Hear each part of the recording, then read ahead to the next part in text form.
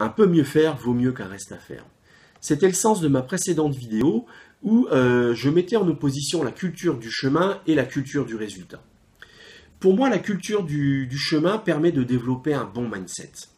Parce qu'effectivement, ce qui fait ta valeur, c'est pas tant la valeur de ton matériel. Ce qui fait ta vraie valeur, c'est la personne que tu deviens en pratiquant la photo et en expérimentant des choses. Et dans cette même ordre d'idée, un vrai pro, sa valeur, c'est pas strictement son book. Sa valeur, ça va surtout être ses méthodes, ses recettes qu'il aura expérimentées, qu'il aura mises au point. Et donc le bon outil applicatif pour développer cette culture du chemin, ça va être le prototype. L'idée derrière le prototype, c'est tout simplement de toujours avancer. C'est d'être dans l'action. D'avancer à petits pas, d'avancer à grands pas, mais de toujours avancer. L'idée du prototype, c'est tout simplement de faire le mieux que tu peux avec le matériel et les connaissances et les contacts que tu disposes à l'instant T. C'est l'idée de mettre en place un produit minimum viable, c'est-à-dire d'aller dans quelque chose de simple et puis après de l'enrichir, de le complexifier donc s'il faut, mais de partir de quelque chose de simple, de partir de quelque chose que tu maîtrises en fait. Et donc, ce concept de prototype, ça va t'amener une grande force d'adaptabilité. Tu vas t'adapter avec ce que tu sais faire, comme tu peux le faire à l'instant T. Donc ça va te donner une grande souplesse. Et ça va aussi t'enlever beaucoup de pression. Parce que là, tu te dis, je fais le mieux que je peux.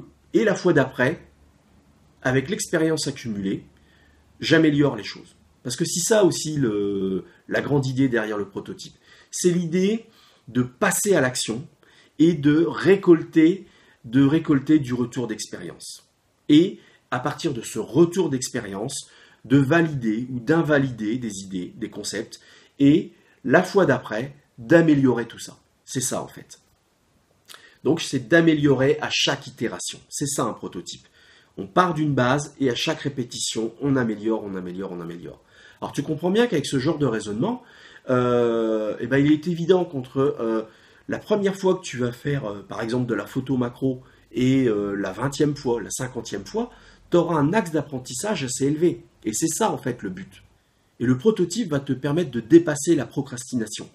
Parce que si tu regardes bien sur les forums, les blogs, les groupes Facebook, l'un des grands travers des photographes, c'est de procrastiner. C'est-à-dire, ils veulent explorer les codes d'un genre, par exemple le paysage. Pas plus tard qu'hier, je lisais un post sur un groupe Facebook à ce sujet. C'était une personne qui souhaitait développer ses compétences dans la prise de vue paysage. Mais alors, le premier frein, c'était de se dire, ouais, mais finalement, j'ai tel boîtier et tel objectif, je me souviens plus lesquels, et puis ça n'a pas d'importance. Mais est-ce que je ne devrais pas commencer par m'acheter tel boîtier et tel autre objectif pour passer à l'action? Bon, non, au travers le prototype, donc tu as compris l'idée, c'est de passer à l'action avec ce que tu as. Puis tu ne te poses pas d'autres questions. L'idée, c'est de faire de la photo. Point barre. Et après, s'il faut, une fois que tu auras expérimenté les choses, eh bien là, tu sauras s'il faut que tu t'achètes tel ou tel matos.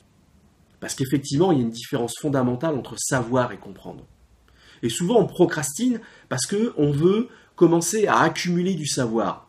Et en se disant, une fois que je serai blindé au niveau savoir, je passerai à l'action. Alors qu'en réalité, et ce qui est contre-intuitif, c'est que le passage à l'action précède le savoir. Parce qu'en passant à l'action, tu intègres vraiment, réellement certaines connaissances. Et c'est pour ça que vaut mieux passer à l'action et après chercher à accumuler du savoir que l'inverse, en fait. Et d'ailleurs aussi, le prototype va te permettre aussi d'éviter d'être une victime du marketing, c'est-à-dire d'acheter des choses sans avoir validé au préalable. Alors la seule contrainte pour moi du prototype, c'est de documenter son travail à chaud. C'est-à-dire tout simplement de prendre des notes.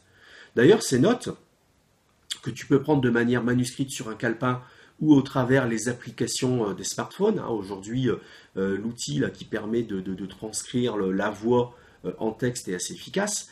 Donc ces notes, tu peux les structurer en différentes fiches.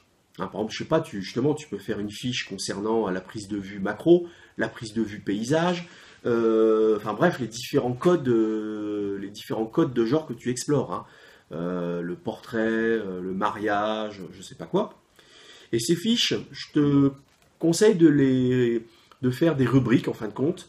Une rubrique script, une rubrique setup, une rubrique workflow.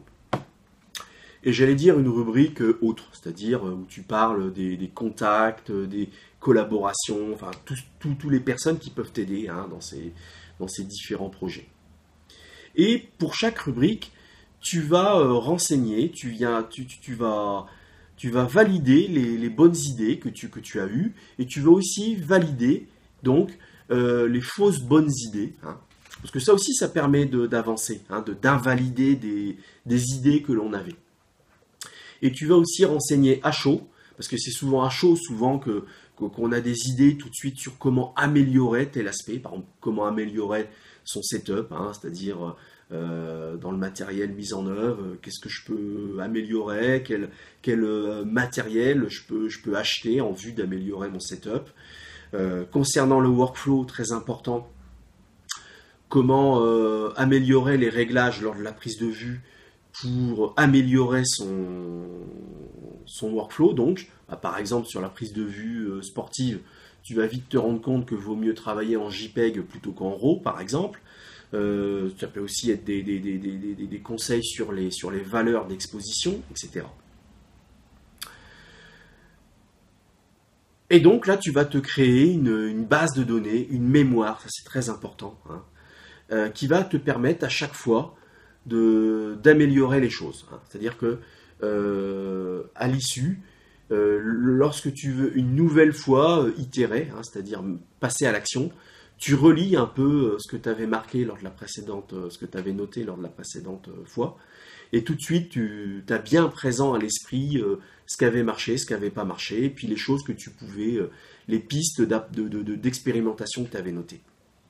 Et pour moi, ce concept du prototype est lié à une idée, une grande idée que j'ai, qui est que tous, autant qu'on est, on a tous un potentiel créatif. C'est-à-dire que parfois, certaines personnes pensent qu'ils n'ont pas beaucoup d'imagination, etc. Mais moi, je crois que tous, on a un potentiel de création. Et ce potentiel, il faut le révéler, le cultiver. Moi, je pense que la créativité, c'est un peu comme un muscle. Et justement, le prototype va te permettre de cultiver ça au quotidien.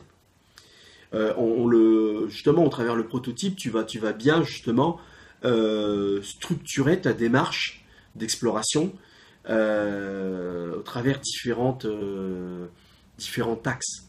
Je te parlais du script, du setup, du workflow. Eh bien, tu vas designer des prototypes autour de ces trois axes. Tu vois, tu n'as jamais fait de photo macro, eh bien, tu vas te dire, quel script de prise de vue je dois réaliser. Quel setup je pense que je dois mettre en œuvre. Quel workflow, en intégrant le post-traitement, je vais mettre en œuvre. Tu vois. Et donc, le prototype, c'est quelque chose qui va te permettre de fédérer ces trois éléments en un seul et qui va te permettre de designer finalement une prestation. Tu vois. Alors, pour conclure, je dirais que l'action, c'est du pouvoir. Et justement, le prototype, ça va être ce qui va te permettre de passer à l'action. Tu vois, de ne pas avoir peur de passer à l'action. Et même de rechercher ce passage à l'action. Parce que finalement, il y a deux catégories de photographes. Et ces deux catégories, c'est pas d'un côté les professionnels et les amateurs. Non, non. Moi, j'ai déjà évoqué au travers d'une vidéo ce qu'est pour moi un professionnel, c'est-à-dire c'est quelqu'un qui développe des méthodes.